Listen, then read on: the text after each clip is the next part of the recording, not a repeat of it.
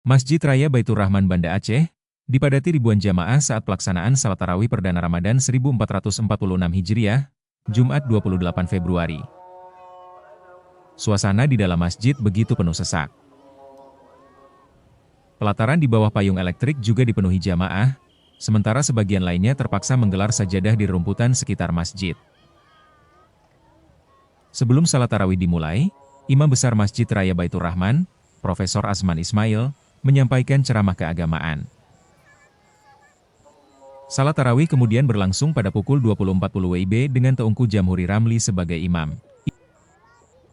Ibadah malam pertama Ramadan ini dilaksanakan dalam 20 rakaat tarawih dan 3 rakaat witir. Dedi Sumardi, salah satu jamaah, mengaku bersyukur bisa menjalankan salat tarawih di Masjid Kebanggaan Masyarakat Aceh. Malam ini kami dan kita semua sekeluarga masih diberi kesempatan di bulan suci Ramadan ini bersama keluarga melaksanakan tarawih perdana di Masjid Raya Baitur Rahman.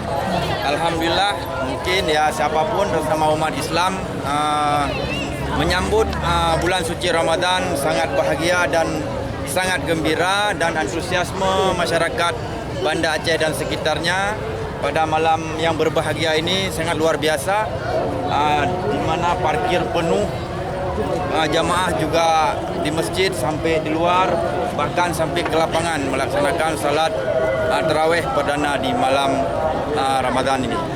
Hal yang sama dirasakan Cud Naila, jamaah asal Aceh Barat Daya, yang merasakan pengalaman pertamanya beribadah di Masjid Raya Baitur Rahman. Karena kan tarawih pertama ya paling berkesan di tahun ini gitu. Jadi karena ini juga masjid terbesar di Aceh, masjid dikenal semua orang. Jadi mau kesan pertamanya itu sholat tarawihnya di Masjid Raya. Oh iya, kalau yang pertama paling disuka dari Masjid Raya tuh yang tudung-tudungnya. Jadi kayak ada vibes di Madinah kah gitu. Kayak suka. Sementara itu, pemerintah secara resmi menetapkan 1 Ramadan 1446 Hijriah jatuh pada Sabtu 1 Maret melalui sidang isbat yang digelar Jumat malam 28 Februari. Tim Liputan Aceh Video.